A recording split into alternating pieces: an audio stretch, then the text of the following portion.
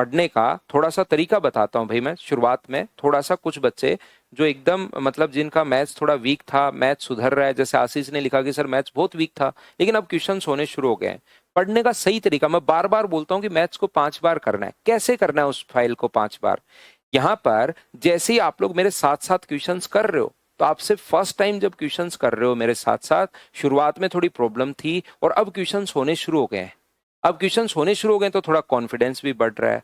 लेकिन जैसे ही अगर आपने यहाँ पर 15 दिन बाद, मान लीजिए, यहाँ पर होना क्या चाहिए, एक बार मेरे साथ साथ करो। और जैसे अपने पास आज जैसे कर रहा हूं, तो आज मैंने कितने क्वेश्चंस में करवा रहा हूँ, 16 क्वेश्चंस, 15 क्वेश्चन, 16 क्वेश्चन में करवाता हूँ। तो शुरुआत वाली फाइल भी एक साथ कीजिए, क्योंकि आपको डेली 2.5 घंटे मैथ्स पढ़ना है।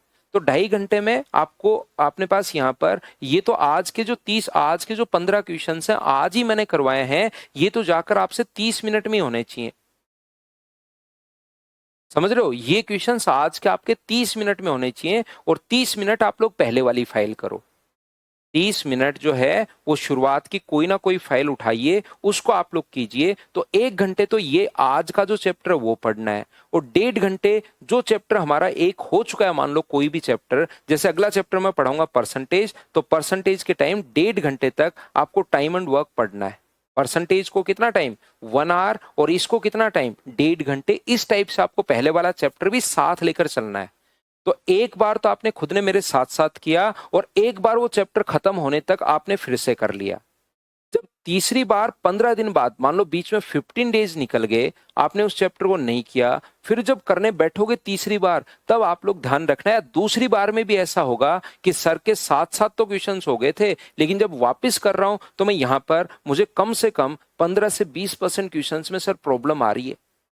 तो वो अगर प्रॉब्लम आप लोग झेल जाओगे, उसको जब भी नहीं समझ में आए, सॉल्यूशन आपने नोटबुक में अपनी लिखाई है कहीं ना कहीं, उसको वापस देखकर समझने की कोशिश करो। जब तीसरी बार क्वेश्चन करोगे तो आपसे देखना 10% क्वेश्चंस फिर भी नहीं हो पाएंगे।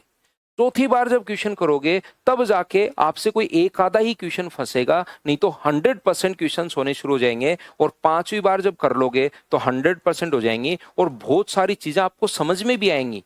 आप एक चैप्टर को करके देखिए, शुरुआत में लगता है अरे मुझे तो सब कुछ समझ में आ गया दूसरी बार करते टाइम, लेकिन जैसे जैसे आप लोग बढ़ाते जाते हो, 5वीं बार करोगे तब बहुत सारी चीजें ऐसी दिखाई देंगी जो लगेगा यार पिछली बार तो ये चीजें मेरे दिमाग में थी नहीं कि ये बोलना क्या चाह रहा है, अब मेरे सही कॉन्सेप्ट क्लियर हुआ है। और तब 5 बार करने के बाद आपकी स्पीड बढ़ती है। अब मेरे साथ साथ क्वेश्चंस तो करना शुरू कर दोगे आप लोग, लेकिन स्पीड उसके बाद आपकी बढ़नी शुरू होगी जब 5 बार आप लोग कर लोगे। एक बात करना कैसे है सर 5 बार? 2 बार तो यहां पर मेरे साथ साथ जब तक वो चैप्टर खत्म होता है तभी करना है, और उसके बाद जैसे अपने पास अगर परसेंटेज चल रहा है तो उस टाइम डेली 1.5 घंटे तक आपको टाइम एंड वर्क करना है, ताकि वो कभी छूटे नहीं।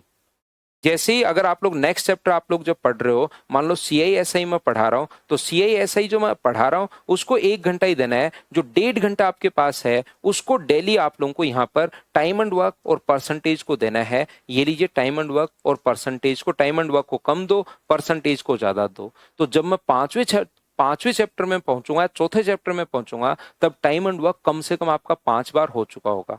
फिर आप लोगों की स्पीड बढ़नी शुरू होगी, नया क्वेश्चन करना शुरू होगा, कोई भी क्वेश्चन आपके सामने आ जाए तब होना शुरू होगा। इस टाइप से आप लोगों को पढ़ना है भाई।